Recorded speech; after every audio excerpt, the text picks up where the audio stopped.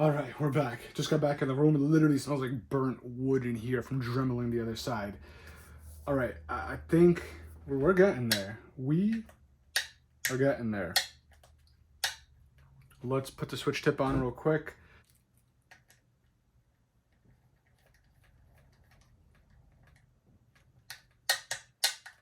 Perfect. That's all nice and steady. So I think I used a KPW 16. I'll reference it again. I went back and forth because this didn't fit. I had to Dremel to get these to fit in the back of the cavity.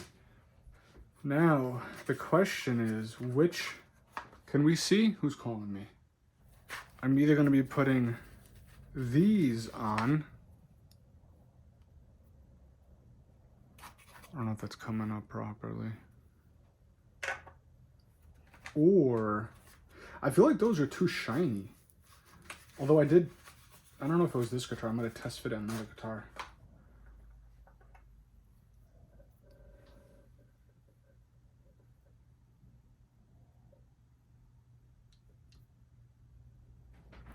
So this obviously matches this a lot better. This, from recollection, there's some wiggle. So when you tighten it, it wants to angle. I'm not a fan of that. This one literally pushes itself in place with zero wiggle, and then you lock it in. I do like to look at that better, so I'm probably gonna go with those, but if they start annoying me that they're sideways, then I might switch it back up to these. Okay, that's not bad actually. I think that's good.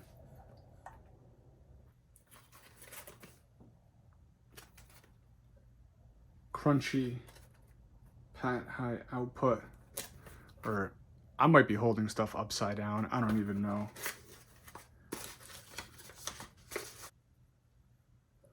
So since these are quick plug, they're quick plug as you can see. But if you were to order them without the quick plug, in the sense of if you don't get a harness, because I have the harness, you could solder them up yourselves. Since it's quick plug, we unplug that and we input it in here, and we're not going to need this. This just goes literally straight in here.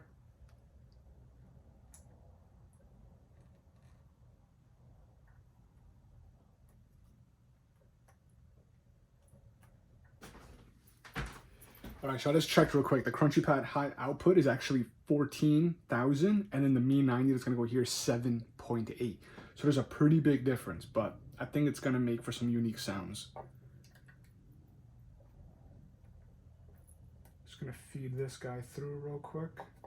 Should have done that before, to be honest, but luckily these are thick wires, so it's fine.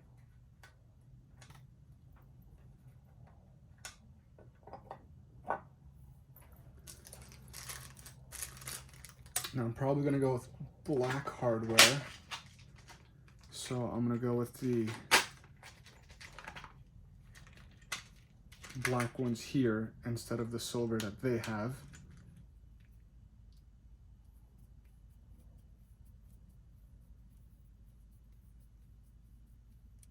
Let me just make sure this fits first, because these holes look super small. Yeah, these don't even fit in there. Yeah, that doesn't even fit. All right, might have to go with the silver. Yeah, that was crazy. No wonder why I was having issues. All right.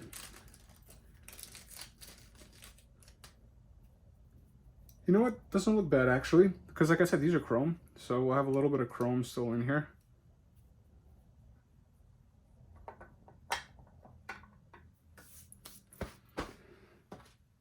And now we go with our mean 90.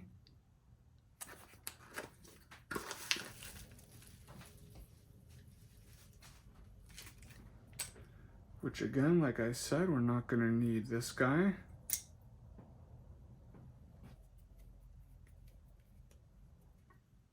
This is tight. This is real tight.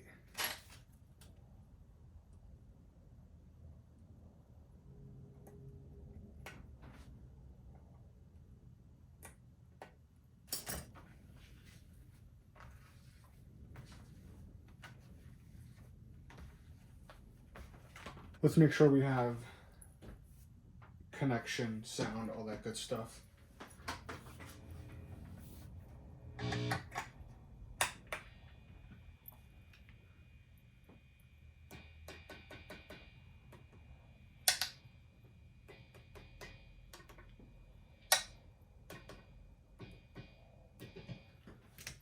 We good.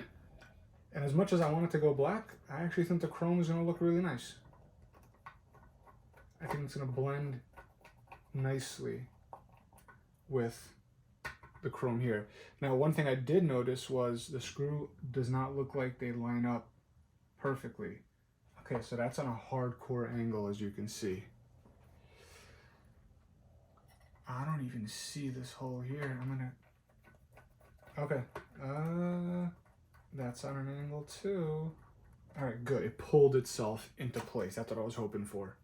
So like I said, this is the first time, well, the first time doing it on like an LP style guitar. My first time doing all this was on a Strat style guitar. Now I completely understand.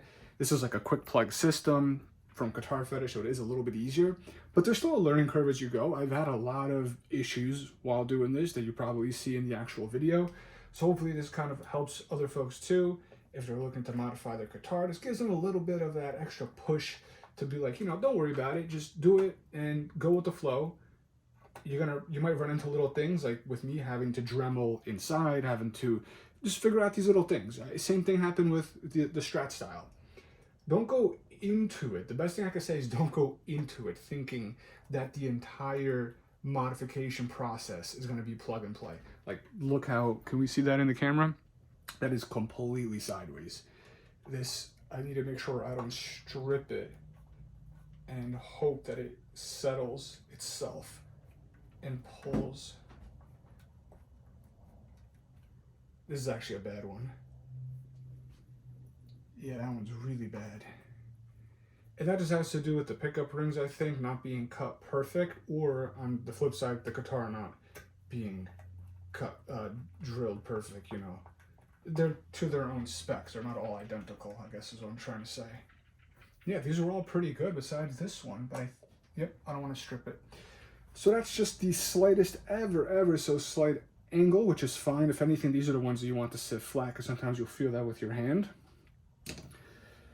This is starting to look pretty sweet. This is starting to look pretty damn sweet. I might just do some final polishing up of the frets, which I kind of already did, but I might just do it a little bit more. I might not even replace the nut for now. It is a little bit weird that it's white. I have a black polycarbonate style, I think that's what it is, from Guitar Fetish. Look at, I keep banging this. Look at the antique bronze. I think this came out beautiful. It's so unique. I've been wanting to use these antique bronze pieces. I just didn't know on what guitar, and I think this came out perfect. I just wish Geiger had better color combinations. Like, this looks super dark brown. This has more of a copper tone to it, like a rose copper, and this is almost in between. It's a little not even. Other than that though, it looks pretty good. I just wish they kept their colors consistent, because this is all in the same lineup. They have gold, they have like a silver, they have like an antique silver, like a titanium, like an antique tarnished almost silver. And then this is their antique bronze. I don't know if it's coming out proper, but they're not all the same. Pickup rings are more not as antiqued, so to say. These are the most antiqued, and then these are like right in the middle. That's kind of the vibes I'm getting, but I'm sure it's gonna look good. All right, let me think real quick. I gotta think. All right, I'm gonna turn the camera off while I decide what strings I'm gonna go with, and we will come back and go from there. All right, we're back. We're gonna go with a set of hybrid Slinky Ernie Ball 9-46 uncoated. Well, these are, yeah, the uncoated. I was thinking about going coated, but I'm not. I did find the polished Dunlop 65. We're just gonna do a quick little once over with this, and then put the strings on, do a little fine tuning with the bridge and whatever, tailpiece, you know, whatever we got to do as far as the action and stuff. Hopefully it's not too much, and then see how this thing sounds and plays. Now I'm debating something. I bought a bunch of these Inlay stickers. on Amazon. Got some crazy ones. So these are silver, which could contrast the chrome pretty nicely on there. We have these two, which are meant to be a white perloid, which honestly, even though there's fake or white ones, I don't think it's gonna work. And then the other option, these are the same, I believe. Here, let me just put these two, because if I do, it's probably gonna be one of those two. So these are kind of a black perloid. I don't know. I feel like these silver ones might look really cool on this guitar, just to really make it pop a little bit more. It'll contrast these nicely. Even though I took away some chrome, this is kind of adding a little bit back. So here's a little up close. If you can see, they have like a little faux, you know, brushed look to it.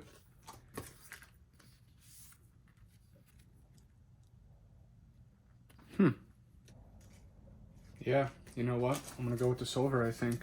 Really make it pop. I don't know where I'm gonna use these, but I don't even save that for now. So these are pretty cheap, as you can tell. I got them on Amazon. There's literally no transfer paper or anything. It's just putting them there yourself and that's it.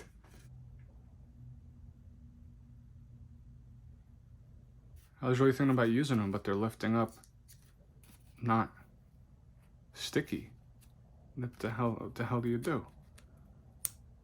Oh, hold on, I think I got some. You gotta be really careful with these. Okay. Whew, no going back.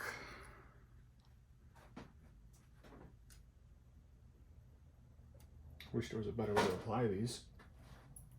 Looking for reference on my other guitars. Yeah. This is not easy.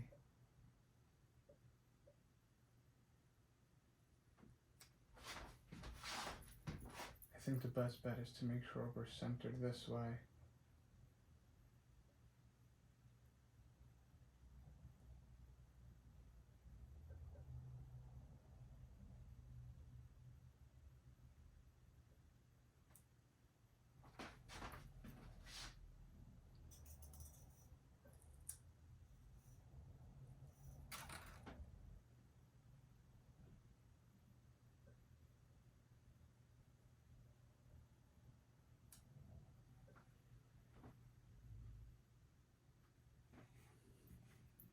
If you can see the circle through, I'm not a fan of that.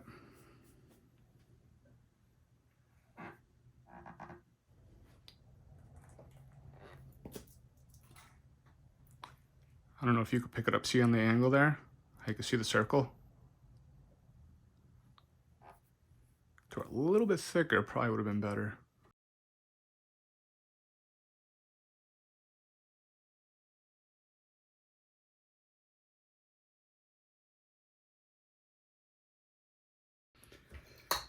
All right, so it doesn't look the best, but it doesn't look the worst either.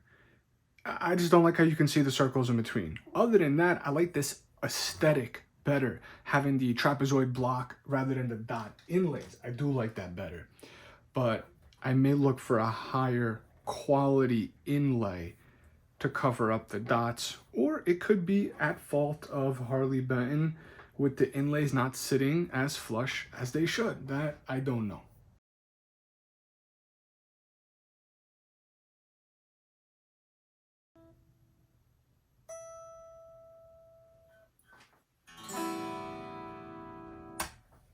I think we're good. We're tuned up and intonated. Might get out of tune a little bit here and there, but I'm excited. I did not adjust the action. We're gonna just see how it is right now and then see if we need to adjust anything. Actually, I have these right here, so might as well take a look. I probably should have done this before, but whatever. Oh, I think we're good. Feels pretty damn nice.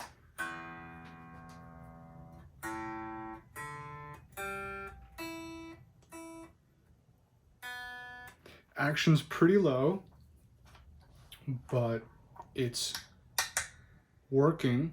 So I'm going to plug it into GarageBand and get some tones for you guys.